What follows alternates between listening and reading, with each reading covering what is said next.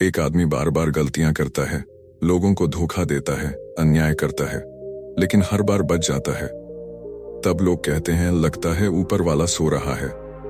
लेकिन नहीं, ईश्वर चुप है, अंधा नहीं, वो गिन रहा है हर एक पाप, हर एक बुराई, और एक दिन पापों का घड़ा भर ही जाता है। तब न्याय होता है बिना शोर के, पर पूरा हिसाब देकर। हर बार जब हम किसी को दुख देते हैं, किसी का भरोसा तोड़ते हैं, किसी का हक छीनते हैं, तो वो सिर्फ एक गलती नहीं होती, वो एक बूंद होती है उस घड़े में जो पापों से भर रहा है। शायद शुरुआत में कुछ नहीं होता, एक बार, 2 बार, 10 बार, लेकिन जब घड़ा भर जाता है तो एक बूंद ही काफी होती है सब कुछ उलट देने के लिए। जिंदगी का घमंड, पैसा, ताकत, झूठ, सब मिट्टी में मिल जाता है। रामायण में रावण ने पापों का घड़ा भरने में वर्षों लगाए, कुरुक्षेत्र में दुर्योधन भी जीतता रहा। पर अंत में क्या हुआ? जिस दिन पापों का घड़ा भरता है उस दिन कोई कृष्ण बचाने नहीं आता, वो दिन सच्चे न्याय का दिन होता है। और हाँ, अगर आप ये सोच रहे हैं कि मैंने कुछ नहीं किया फिर भी मेरे साथ बुरा क्यों हो रहा है, तो शायद आपके पूर्वजों का घड़ा भरा था, या शायद ईश्वर आपका धैर्य परख रहा है। तो याद रखिए, पाप का घड़ा धीरे धीरे भरता है, पर जब छलकता है तो तूफान लाता है।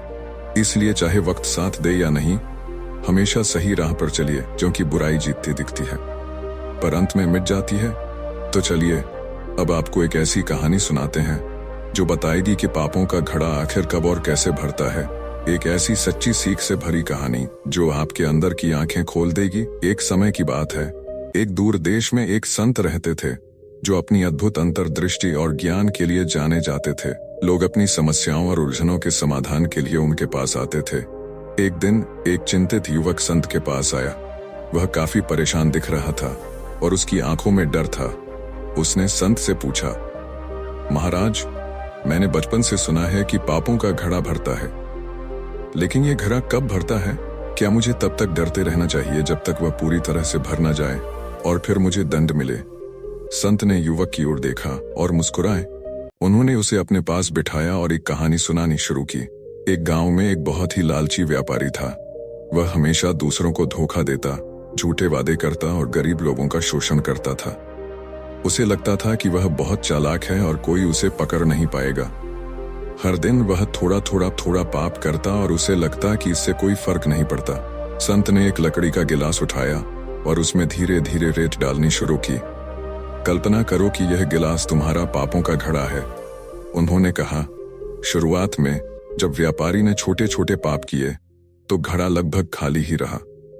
उसे लगा कि वह सुरक्षित है। उसने सोचा, अभी तो बहुत जगह खाली है, थोड़ा और कर लेता हूं। वह अपनी बुरी आदतों को जारी रखता रहा। संत ने गिलास में थोड़ी और रेत डाली। जैसे जैसे वह अधिक पाप करता गया, गिलास में रेत की परतें बढ़ती गईं, लेकिन उसे अभी भी बहुत चिंता नहीं हुई, क्योंकि गिलास अभी भी पूरा नहीं भरा था। वह दूसरों को नुकसान पहुंचाना जारी रखता रहा, कभी झूठी बातें बोलता, कभी किसी का हक मारता। संत ने धीरे धीरे और लगातार रेत डालना जारी रखा। गिलास अब लगभग आधा भर चुका था। एक दिन उस व्यापारी ने एक बहुत बड़ा धोखा किया, जिससे कई परिवारों का जीवन बर्बाद हो गया। उसे लगा कि यह उसके जीवन का सबसे बड़ा फायदा है। संत ने गिलास में एक मुट्ठी रेत और डाली।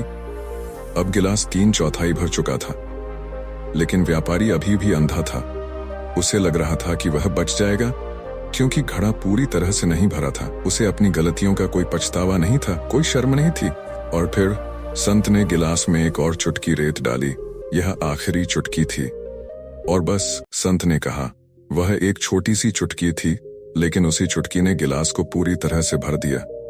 पानी, या इस मामले में रेत, अब ऊपर तक आ चुकी थी। उसी क्षण व्यापारी के सारे बुरे कर्म उजागर हो गए। जिन लोगों को उसने धोखा दिया था वे एकजुट हो गए। कानून ने उसे पकड़ा और उसे अपने सभी पापों का फल भोगना पड़ा। उसे अपना सब कुछ गंवाना पड़ा और उसे जीवन भर के लिए पछतावे और अपमान में जीना पड़ा। संत ने युवक की आंखों में देखा और बोले, देखो पुत्र, पापों का घड़ा कभी एक ही बार में नहीं भरता। यह छोटी छोटी गलतियों, छोटे छोटे बुरे कर्मों से धीरे धीरे भरता है। और फिर जब तुम्हें लगता है कि तुम सुरक्षित हो, एक छोटी सी आखिरी गलती या पाप उस घड़े को पूरा भर देता है और तुम्हारे कर्मों का हिसाब सामने आ जाता है। उन्होंने आगे कहा, घड़ा भरने का मतलब सिर्फ यह नहीं है कि तुम्हें कोई बाहरी दंड मिलेगा। इसका मतलब यह भी है कि तुम्हारे भीतर की शांति खत्म हो जाती है, तुम्हारा मन अशांत हो जाता है, नींद हराम हो जाती है और तुम हमेशा एक अदृश्य बोझ के नीचे दबे रहते हो। तुम्हारा खुद से विश्वास उठ जाता है। संत ने निष्कर्ष निकाला, इसलिए यह मत सोचो कि घड़ा कब भरेगा। महत्वपूर्ण यह है कि तुम आज क्या डाल रहे हो। हर एक छोटा पाप उस घड़े को भरने की ओर एक कदम है और हर एक छोटा अच्छा कर्म उस घड़े को खाली करने की ओर एक कदम है। किस्मत बदलने के लिए अपनी आदतें बदलो और पापों के घड़े को भरने से रोकने के लिए अपने कर्मों को सुधारो। युवक ने संत की बात को गहराई से समझा।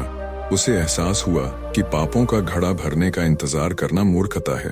उसने तुरंत अपनी गलतियों को सुधारने और एक नैतिक जीवन जीने का संकल्प लिया। उस दिन से उसने हर छोटे बड़े कर्म के प्रति सचेत रहना शुरू किया, यह जानते हुए कि हर कर्म उसके जीवन की दिशा तय करता है।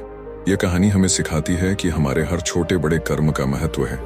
कोई भी बुरा काम, चाहे वह कितना भी छोटा क्यों न लगे, हमारे आंतरिक संतुलन को बिगाड़ता है और अंततः हमें उसके परिणामों का सामना करना पड़ता है।